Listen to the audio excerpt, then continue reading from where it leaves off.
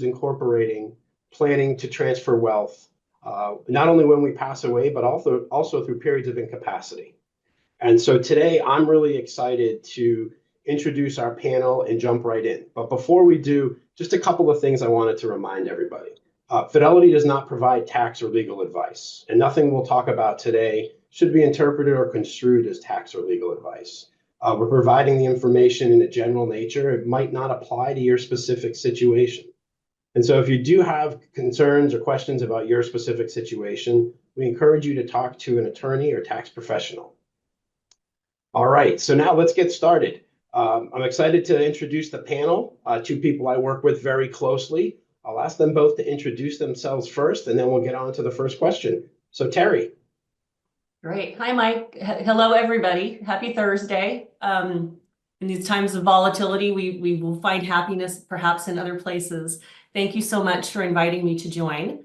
I'm a vice president in the Advanced Planning Group, and I have 30 years in the industry of working with professionals like Tiffany and her clients as a subject matter expert in the area of family wealth planning strategies, which includes estate, trust, gift, and charitable planning strategies. I routinely work with clients and their families to help them craft an estate and gifting strategy that makes sense in light of their personal goals and objectives, their wealth level, and their family dynamics. All right, thanks, Terry. Hi, I'm Tiffany Myers. I am a vice president and financial consultant in our San Francisco Investor Center, celebrating 18 years with Fidelity and over 23 in the business. I'm here today because I believe a financial plan should coordinate well with your estate plan, and I help clients navigate that process. All right, Terry and Tiffany, thank you both so much. So estate planning is such a broad topic. So I want to start by defining some terminology about what we mean when we say estate planning. So Terry, could you get us started, please? Sure. So from a kind of a 30,000-foot overview, an estate plan really is making sure that you've got a legally documented, well-coordinated plan to provide for the management of your financial assets and your healthcare decisions while you're alive, as well as to make sure that you've got a plan for the distribution of assets after you pass away. So that can encompass a lot of different areas, and I think we've got a slide up there that kind of goes through 8 or 10 different areas. We don't have time, unfortunately, to go through all those. So I'm going to pick 4 or 5 that I think are the most important. The first one is really something that everybody thinks about, which is if I pass away, where's my stuff going to go, right? Where are my financial assets and my real estate and my car going to pass? Not only who gets those assets, but the manner in which they receive those assets, right? Is that outright or versus in trust? And we'll talk a little bit about that in just a few minutes. The second area is really important, and I don't think a lot of people think about it when they think about an estate plan. And Mike, you actually mentioned it in your introduction, which is planning for incapacity. And that's making sure that you have someone who is legally authorized to make your financial decisions, as well as your healthcare decisions in the event that you're unable to. The third thing that I want to point out is an estate plan allows you to make sure that you're choosing the people to manage assets after you're gone, whether that's the distribution of the assets to your different heirs, or whether that's managing assets for younger beneficiaries or heirs with special needs. The fourth area is passing assets tax efficiently. So, a lot of people on this call have several different kind of buckets of assets, and I think Tiffany is going to talk about this a little bit later in the call. Those different buckets, whether it's, taxable brokerage accounts or retirement accounts, have different tax characteristics. And so part of an estate plan is making sure that you're passing the right assets to the right people in a way that makes sense for your overall plan. We don't want the tax tail wagging the dog, and in a way that preserves the tax benefits as much as possible. And then the last thing that I'll touch on is, in some cases, family privacy or avoiding the probate process can also be important. And so an estate plan can also touch on making sure that those goals are achieved as well. All right, thanks, Terry. So it's a wide topic area. There's a lot for us to cover. But before we jump into the details, I think one of the questions, Tiffany, we get a lot is, well, what are the risks of not creating an estate plan? What should we be worried about if we don't create our own plan? Well, as Terry mentioned, having a plan helps to protect you, your family, and your assets. So the risk to not having one is that eventually everyone does need an estate plan. And if you haven't created one for you, or if you haven't created your own, one will be created for you. It will be created by probate courts and family members, and they will decide what your wishes are at the point of diminished capacity or incapacity or death. So you really do want to create your own and have your wishes laid out as you want them, not as other people dictate to you. All right, and so clearly this is something that we really shouldn't neglect for ourselves and our family. Where's the right place to start? And Tiffany, I'll ask you to keep going. Yeah, sure. Well, it's a great question, and there's good news because a lot of us may have already started our plan by adding beneficiaries to our financial accounts. So that is the first place to start. From there, you'll want to make a list of all of your assets, all the people and organizations that are important to you to help you put your financial goals in order. So these can be goals around large purchases, college education savings, supporting parents, retirement, philanthropy, and legacy. And a financial professional will help ensure that all of your assets are structured in line with your goals. And once you do that, you have then the beginning stages of the estate plan and can go from there. All right. Well, thanks, Tiffany. It's so amazing. You started out with beneficiaries, and I think all of us can agree one of the biggest things that we see missing from clients' portfolios as we look at their accounts is beneficiaries. So we'll hit upon this at the end, but that's certainly the homework that we like everybody to walk away with. But speaking of kind of the next steps, Terry, talk to us a little bit about what are the critical documents that form an estate plan, and what should we be thinking about as families start to craft them with their attorneys? Yeah, there's really three different documents that I think everybody should have. And then there's a fourth one that, as the screen indicates, is kind of an asterisk that may apply to some people. So the first kind of three core documents really are a last will and testament. And everybody thinks about, the time that everybody goes to the attorney's office and the will is read in front of the heirs. I will say that probably happens more often in the movies than it does in real life. But nonetheless, that last will and testament is a core document. And really, in many cases, except in the case where you're using a revocable trust, and I'll talk about that in just a second, that will is going to be the document that talks about where you want your assets distributed and how. For those of you with young children, that document can also indicate who you want to be guardians for your children. And then that document will also name an executor or a personal representative that is responsible for kind of settling your estate, filing final income tax returns and stuff like that. I think Tiffany's going to talk a little bit about what those different roles are. The second document is the second two documents are to address the incapacity portion of your estate, or of your estate plan, I should say. And that's a power of attorney for financial decisions. That allows you to appoint someone legally to step in and pay your bills, sign your income tax returns, and kind of manage those finances, again, in the event that you're unable to. And then the third document are healthcare documents, and different states call them different things. So sometimes they're referred to as advanced healthcare directives. Sometimes they're called medical directives. Sometimes they're called powers of attorney for healthcare. But in all those cases, if you combine all of those, what you're really looking at is making sure that you appoint someone to be the liaison or advocate with you and your doctor if you are unable to kind of voice what your medical wishes are. And then many times you'll also give kind of high-level instructions for what end-of-life care is. The fourth kind of asterisk document is a revocable living trust. And that can serve as a kind of a companion to a will, but really takes all of the distribution provisions out of the will and puts it in that trust as a way to address kind of privacy concerns as well as probate concerns. Great, thanks, Terry. And so just to recap, a will, power of attorney, healthcare proxy, and we'll dive deeper into trusts in a little bit, but that plays a big part as well. So one of the other things, though, related to this that we hear from families a lot, and we just wanted to address quickly, Tiffany, sometimes there's an assumption that because two people are married, spouses have rights to step in and act on their spouse's behalf for financial matters or other reasons. Could you, Tiffany, share a little bit about when that's possible and when it's not possible? Yeah, absolutely. It is an assumption a lot of people make.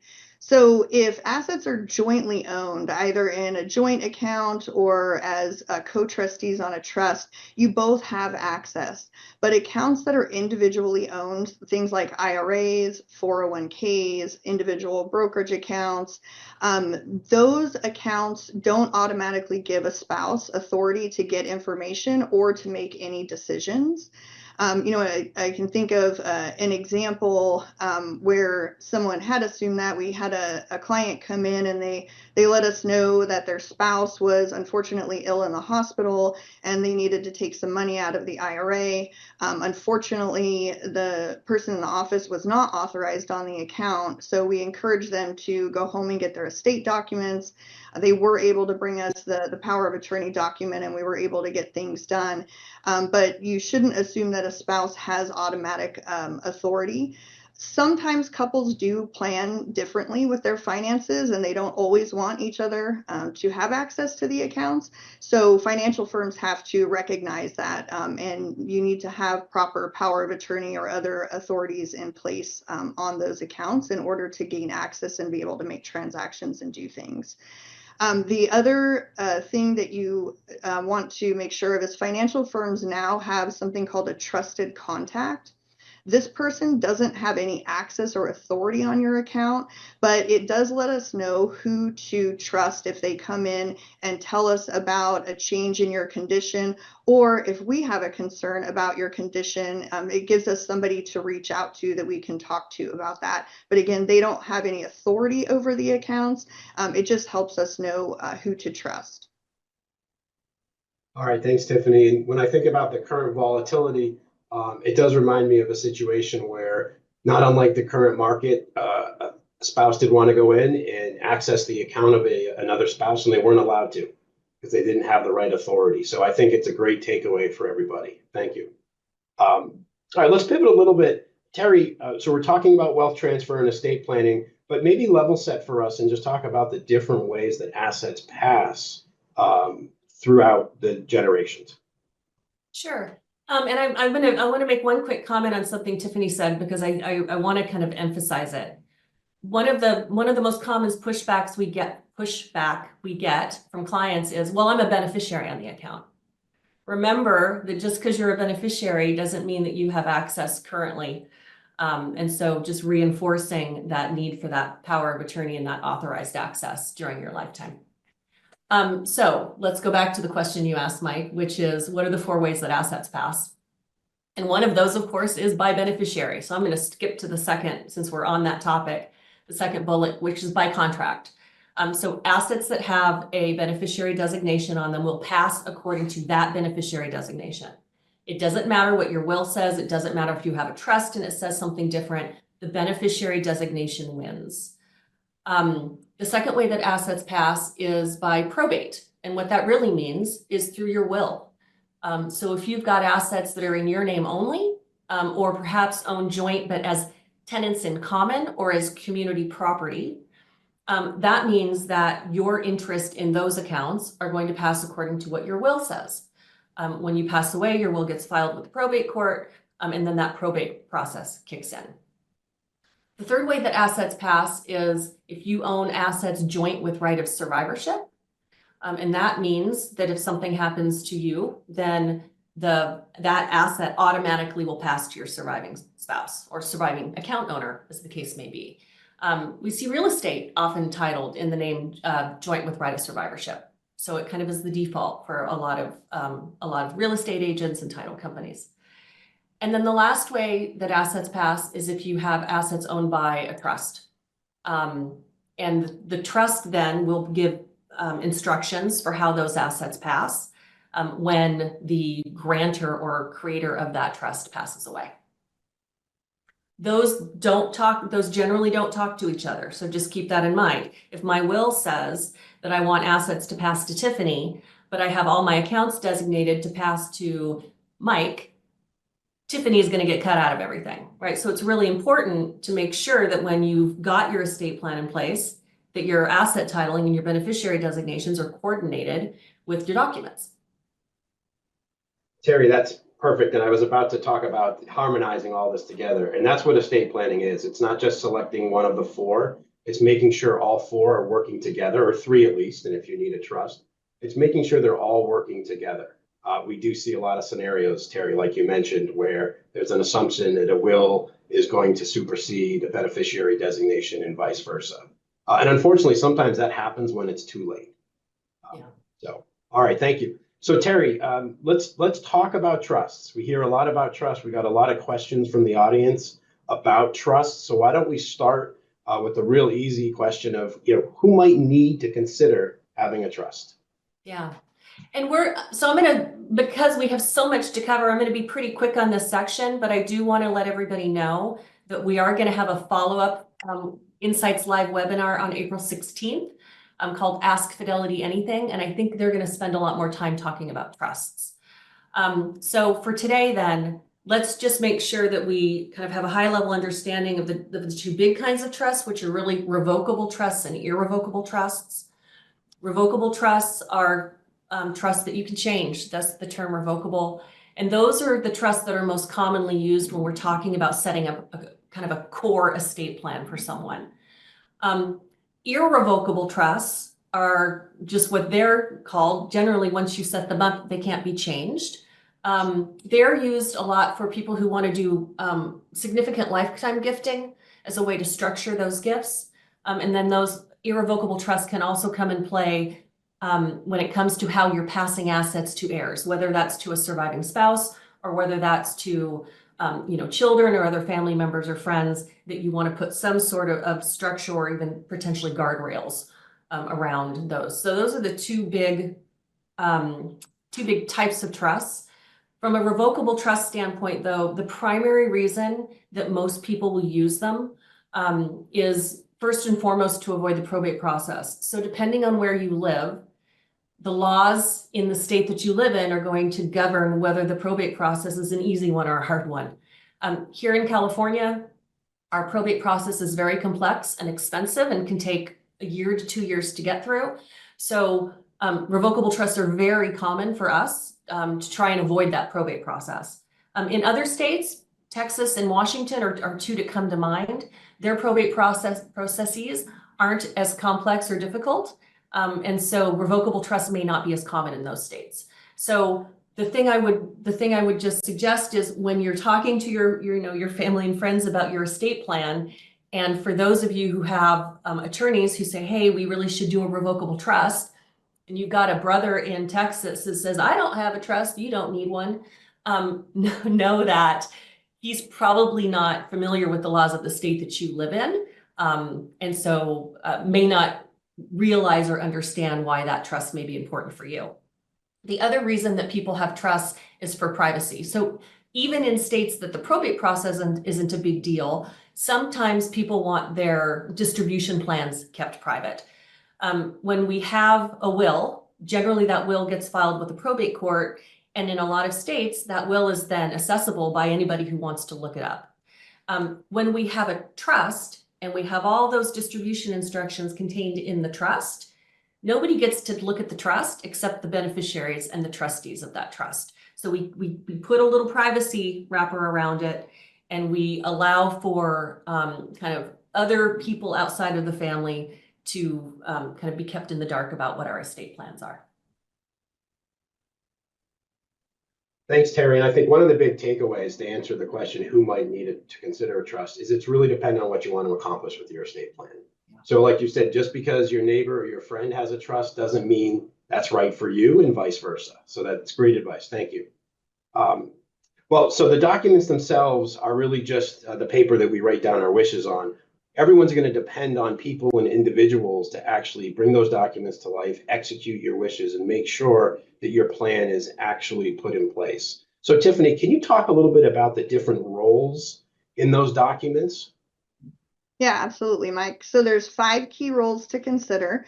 There's the executor, guardian, trustee, power of attorney, and healthcare proxy. So the executor is the person who will settle your estate. They're going to pay all your final bills, final taxes, help with distributions, and do the final settlement of the entire estate. The second is the guardian. So this is especially important for people with minor children. This is the person who will care for your children if you pass away before they are 18.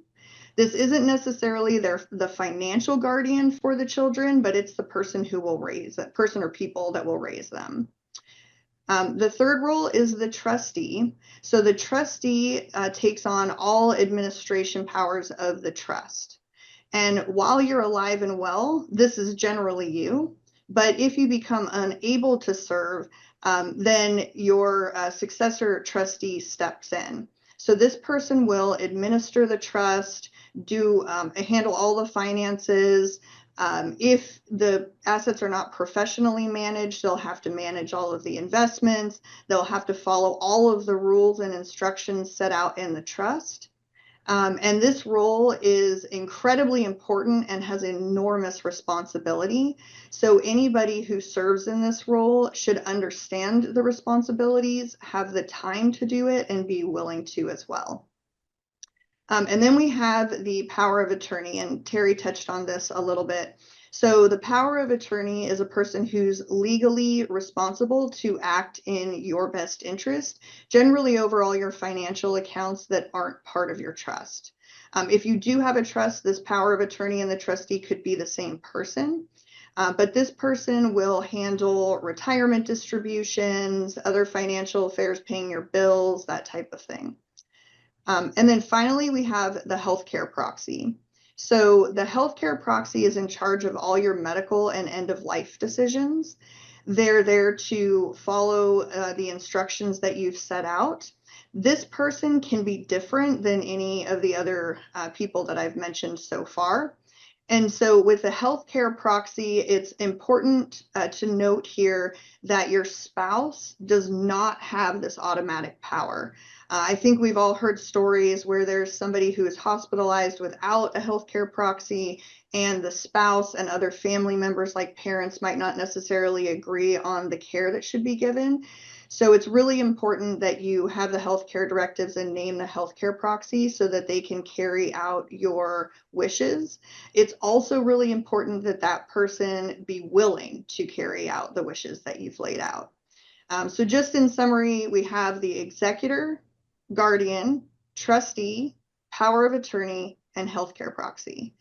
So lots to cover there, but I'll send it back to you, Mike. All right, thanks, Tiffany. Yeah, there is definitely a lot of responsibility with the individuals that we nominate and select to fulfill these roles.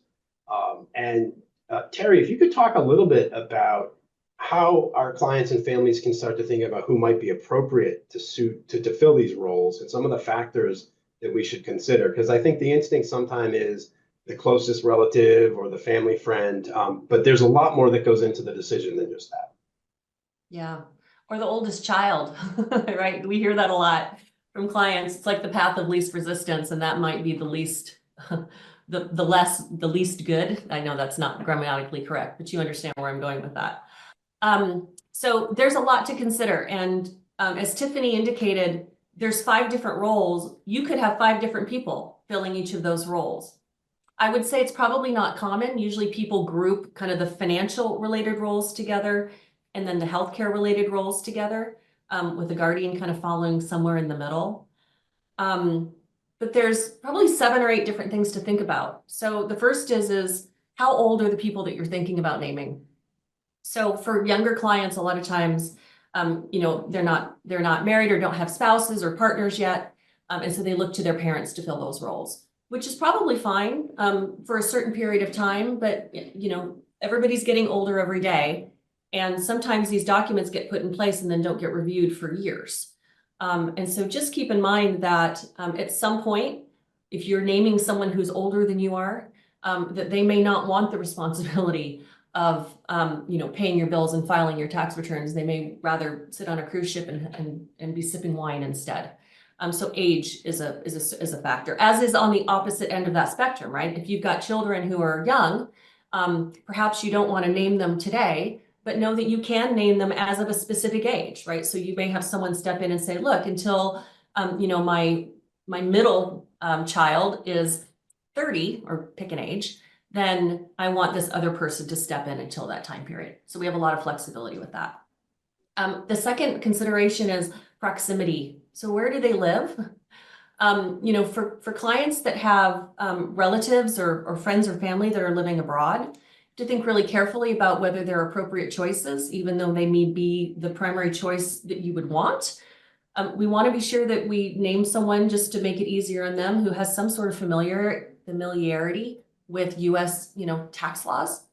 Even if we're naming someone who lives across the country, right? So I'm in California. If I name someone in New York, I need to think about the practicalities of if I end up in a hospital bed, how are they going to make medical decisions for me? A lot of the financial stuff can be done digitally now.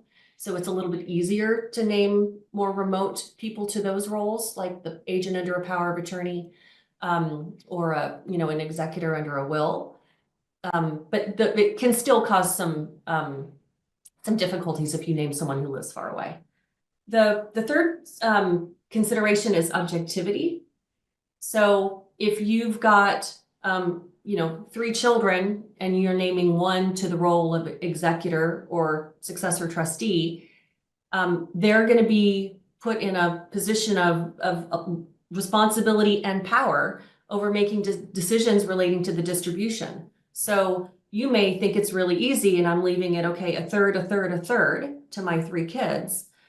But that a third can have wild differences as it relates to the type of assets each child receives, right? One child could get the house and another child could get an equivalent amount of other stuff. And so how objective is that, middle child going to be when they're fulfilling your distribution wishes? You also want to look at experience, knowledge set, skill set. Have they settled in a state before? Have they acted as a trustee for someone else? Do they have professional experience that might make them more applicable to do that role? Are they a CPA or are they an estate planning attorney? Do they work for a financial institution as part of the advanced planning team? I know that certainly went into the decision that my father made. I have an older brother, so you would think he would be the natural choice.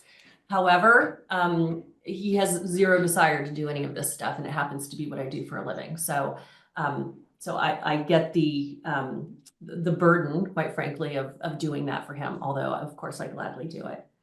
The second, third, fourth, fifth consideration is bandwidth. So if you've got a child who is in prime working years with 2 young children, are they really going to have the time to be able to devote to really fulfilling the role in a way that makes the most sense? And then the last thing is family dynamics. So if you've got 2 children who you think, I don't want to choose one because I don't want one to feel left out, you have to think about how they're going to act together. Those roles can have a lot of stress and responsibility and constrain relationships. And so you want to be sure that if you're going to name more than one person to act together, that they have the ability to do that. You also have the ability to allow them to divvy things up. So you can name 2 people who can act independently. And so, maybe you say, look, you have a responsibility for paying bills and the other one is going to have responsibility for filing tax returns. And usually we kind of let them work that out. Although having discussions with them in advance, I think we'll talk about that in a little bit, can go a long way to making sure that any of the people that you assign to these roles kind of know and understand what their responsibilities are and are willing to do it. Ask them, once you decide in your mind who you want to name to these roles, ask the people that you've named. There's no requirement or no, legal responsibility that they have to say yes. And so you want to be sure that they're willing to do it. And then, unfortunately, it's not a matter of figuring out one person for each of those roles, but you really should have at least one backup. Life is uncertain. People's lives change. Maybe they don't have 2 children today, but maybe in 5 years when you need them, they do. And so we want to be sure that we have kind of a plan B and C as it relates to those roles as well. Thanks, Terry. That's great. There's obviously no formula, right? There's a lot of different factors to go into this. The one thing I did want to pull out of what you just mentioned is this isn't a set it and forget it. people's stations in life change over time. So it's one of the reasons why it's always important. And I think, Terry, you'd agree, one of the things we see a lot when we work with families is sometimes the person we chose 5 years ago isn't the right person now. So keep that in mind as you go through this process. But Tiffany, one thing that does come up, there are people who either, like Terry mentioned, just don't have family members that they'd like to fill this role, or just don't have those people close by to serve as an executor or a trustee. So quickly, tell us what the options are for someone who finds himself in that position. Yeah, absolutely. So there's two options. The first is a corporate trustee. So this is a firm that has a professional trust company associated with it and has people designated that can act as trustee, generally with a group, of asset managers. Fidelity has Fidelity Personal Trust Company. So that's an option as well. And corporate trustees, it's important to note, they can also act alongside a family member, so that the corporate trustee takes on all of the responsibility of managing the assets, of doing all the financial matters and paying bills and filing taxes. But a corporate trustee is an option. For some of the other roles, the option would be a licensed professional. So there are professional powers of attorney and healthcare proxies that you can hire. Sometimes they're attorneys, but you do want to make sure that they're properly licensed and that they're fiduciary, which means they're acting in your best interest at all times. But there is an option to have a licensed professional as well. All right, thanks, Tiffany. So Terry, back to you. This is a big one. This is a question we get a lot, and there's probably a lot to it. So maybe focus on the headlines, but the process of settling an estate. I know you mentioned it definitely does vary from state to state, but can you just sort of share what that high level process looks like and some of the things everybody should be thinking about? Yeah, there is a lot there. And this could be a whole separate webinar. Fidelity does have a lot of resources. And so fidelity.com/estate plan is a great resource for clients who are looking for additional information. So Mike, I will try and keep this really high level, and I'll try not to speak a million miles an hour, but perhaps just 1,000 miles an hour. So some of the things that go into settling estate. So first and foremost is you need to organize all the important information, right? The will, the trust, the death certificate, current tax returns, gift tax returns, get them all in one place. Determine the need for the attorney. So in some cases, if it's a really simple estate, perhaps the executor does it on their own. In other cases where we've got more complexity, or perhaps we have an executor or trustee that isn't as familiar with kind of the estate settlement process, they'll reach out and bring in the assistance of a CPA or an estate planning attorney. And I will also say that in a lot of cases, our professional advisors, financial consultants here at Fidelity are key kind of pieces of that advisor team to help make sure that we provide as much help with clients and their executors and trustees as possible. The will has to get filed with probate court, and this gives the executor the authority then to continue with the estate settlement process. We have to determine whether there needs to be a probate. That depends on the size of your estate, and that depends on the state that you live in. There's a possibility that there's no probate, or perhaps we have a small estates probate or a full-blown process, right? So it depends. And then there's all the notifications that have to happen, right?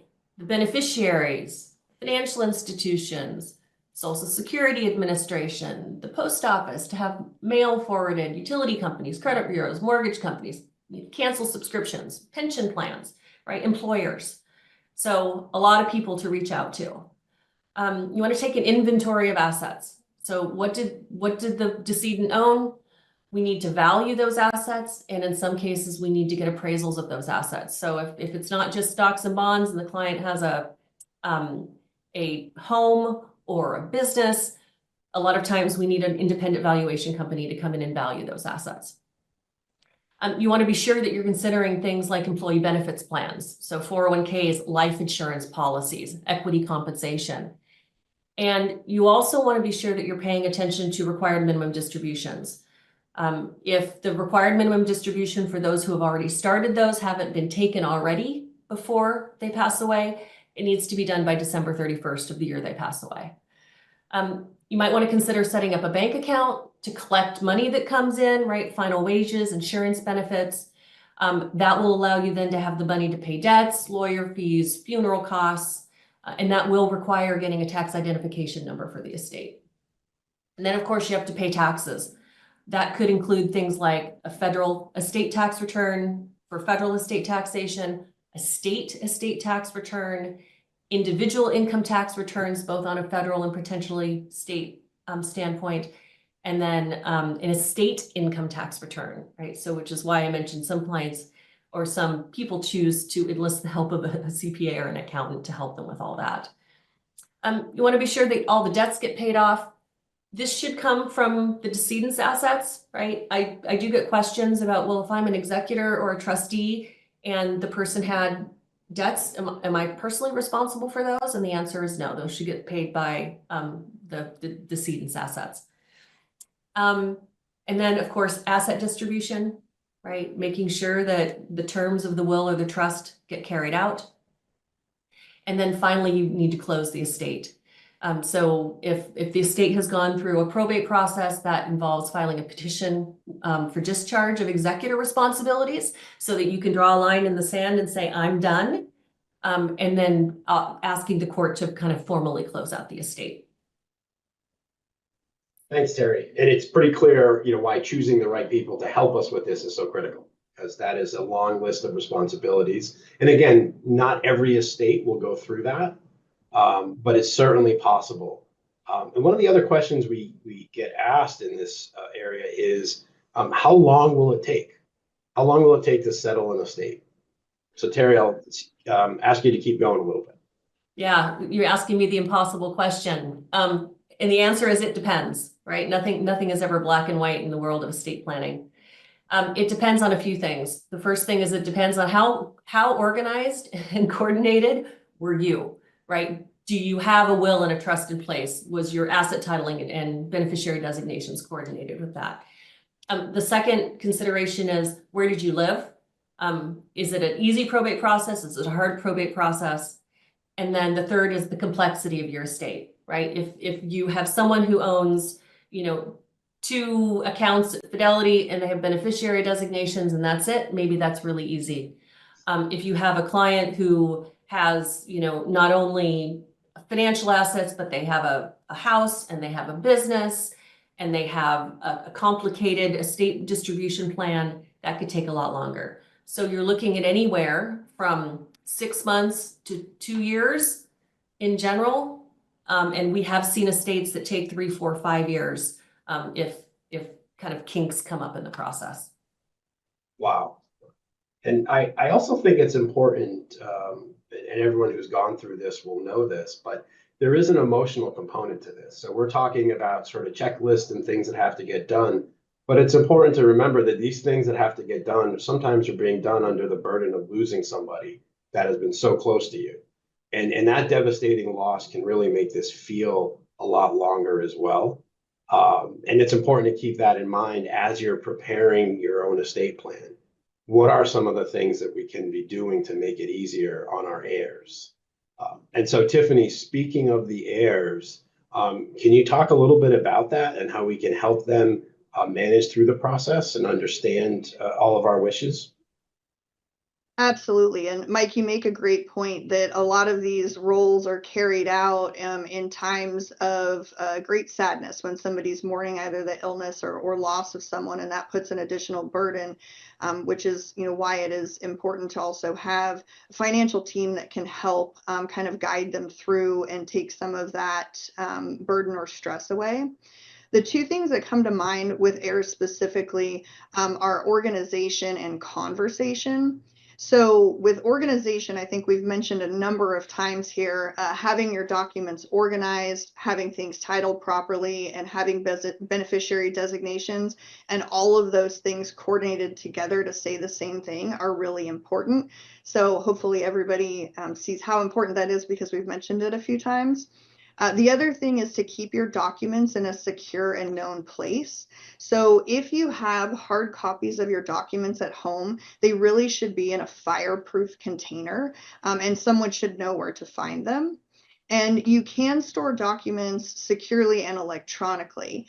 Fidelity has something called our FID safe, where we allow clients to upload all of their documents so they can be stored in case their executor or heirs need to come in and have access to them when someone passes away. And then around conversation. So this is important, but it can be a little tricky. So the one conversation that has to happen is to make sure everybody in those 5 roles knows their responsibility, is willing to act, and has the time and capability to do so. So talking to them about that is really important. The other thing that's really important to talk about is preparing your heirs for the inheritance. What does that look like? What things are important to you around the assets or philanthropy or things that you've incorporated in your plan or you want to see them carried through? The other aspect of that is really important, especially if your money is not professionally managed and it's something that you've built and bought different companies and other things like that, is leaving instructions for your heirs of what you would like to see, and that might entail like it's okay to sell out of that stock that I've had for so long. Because sometimes heirs and recipients of assets can be a little bit paralyzed if they're not sure what the wishes were, because it's a bit of a legacy to them. And do I carry this on and keep everything intact? Or, can I sell some of this and use it to send my kid to college or to buy that home that we've always wanted? And so it's good to leave instructions if you feel comfortable. And there's just a couple things that come to mind with that. One is that I did have a client that wasn't as comfortable having that conversation with his kids, but did have that conversation with his financial team. So when he passed away, we were able to have discussions with the kids about those wishes and make them feel more comfortable and confident in changing the investments to really align to their specific goals, which were obviously very different from their father's. But the other thing I wanted to bring up is I use the analogy of maintaining a home. So if you own a home for multiple decades, we all know that that home requires repairs over time, repainting, remodeling. You might want to change an office to a nursery, and you might need to replace appliances or add on a little room. And so if you do nothing with the home over decades, we all know that it can deteriorate, it becomes less valuable. And a portfolio is the same way. So the portfolio should be properly maintained once it's passed on, and it's good for your heirs to know that it's okay to do that. That they need to maintain it over time and change different things about it so that they feel comfortable to do so and really can efficiently use those assets for themselves and their families. All right, thanks, Tiffany. I think you hit upon probably one of the most important pieces to this whole process. You mentioned communication, and we've talked about it a lot. So very quickly, how do you forge communication between couples in this process to make sure that everybody's on the same page? Yeah, great question. So my team knows that for planning couples, both parties are always invited to the meetings. They're CC'd on communications as it relates to their financial plan and any follow-up that comes from those meetings. But at any couple, everybody kind of divides and conquers with the different duties and responsibilities. So there's usually one primary financial decision maker. But I do encourage the non-primary decision maker to join discussions, especially as it relates to their financial plan or their estate plan. So with couples, it's important to talk about the goals that you have and things that are important to you, but not every couple has the exact same goals or prioritization of those goals. And both of them generally don't share the same concerns in efficiently reaching those goals and navigating the process. So that's where a financial professional comes in to really help them find a middle ground on some of those things and create a plan in which both voices are heard and reflected. So even though there's generally one primary decision maker, it's really important for the non-primary decision maker to be involved in conversations, maybe not every single conversation, but at least so that your plan reflects both persons' wishes and goals. All right, and sticking with communication, and I was looking at the time, so Terry, we've got a lot of other questions we still want to get to, but very quickly, one question we get a lot is, well, how much should we share with our heirs about our plan? So could you quickly share your perspective and what you've seen? Yeah, I think the thing to keep in mind is that the decisions that you're making today can have long-term effects on your heirs. And that's both on them individually as well as the relationships they have with each other. And most clients that we work with want to leave a positive legacy for their heirs. And so we encourage clients to be as transparent as they're comfortable with their heirs. And that can mean everything from kind of high-level communication about distribution all the way down to really kind of opening up the cupboards and saying, here's what my net worth is, here are the specific bequests I'm making, here's what's going to charity. Of course, you want to be sensitive to age, you want to be sensitive to kind of emotional readiness for those conversations. But I think it is really important to know that while you have the vote, you are the legacy that you're leaving will affect your heirs, and we would encourage you to at least give them some voice. And that may affect the decisions that you're making as well. Again, Fidelity has a lot of resources in this area as well. And so I'll direct again back to that fidelity.com /estate plan for additional information, essentially on doing what we call family meetings. All right. Thank you both. We're going to pivot a little bit. Any conversation about estate planning probably would be incomplete if we didn't touch upon taxes quickly. So Terry, if you wouldn't mind, just high level the landscape of the estate tax situation right now. Sure. So we've got a current tax act, the Tax Cut and Jobs Act, that was started in 2018 and set to sunset at the end of this year. That means that we have the ability, other than passing assets to a spouse or charity, which is unlimited, we have the ability to pass up to 13.99 million per each of us to any number of heirs, right? That does sunset at the end of this year and will get cut in half, unless, of course, Congress acts. There is legislation that is currently in the process right now that I think largely seeks to extend a lot of the provisions of that Tax Cut and Jobs Act, and one of those would be the extension then of that, what we call a state exemption amount. Just know that even if Congress passes something today, it's unlikely to be permanent, just given the current makeup of the House, Senate, and White House. And even if it were permanent, there's no such thing as permanency in tax laws. And so what kind of this Congress and presidency can do can be undone in 2, 4, 8, 10 years. And so it's something that we here at Fidelity are constantly monitoring and trying to make sure that our clients are fully aware of everything that's going on in the legislative and tax landscape. Well, thanks, Terry. And I think the other thing to keep in mind with taxes is, one, there are state level state estate taxes as well in several states.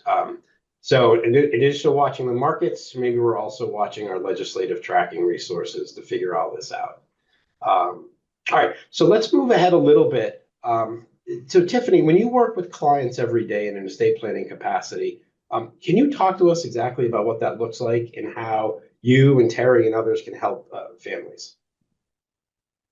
Yeah, absolutely. So your financial professional is here to help. If you haven't had a meeting, please reach out to your financial professional and inquire about the resources. You can also use Find an Advisor on fidelity.com.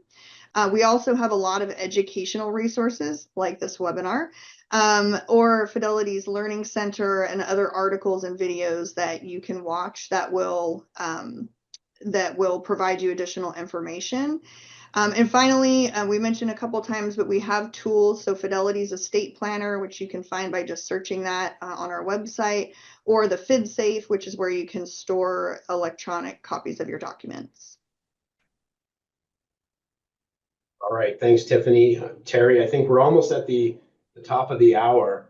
And so just to wrap and follow up on what Tiffany was mentioning, at Fidelity, we believe that financial planning includes estate planning. It's a core part of what we do and how we help our families. And in addition to some of the resources that Tiffany referenced and that you've seen during the last hour, the way that Fidelity can also help is not only get you organized through the FidSafe program or the Fidelity Estate Planner, which has that opportunity to identify attorneys, but as Terry mentioned and Tiffany just concluded with us, it really all starts with reaching out to your advisor. So on behalf of the entire Insights Live team, we just want to thank all of you for spending time with us, especially during this week. And hopefully you found this helpful, and we look forward to working with you in the future. So thank you very much.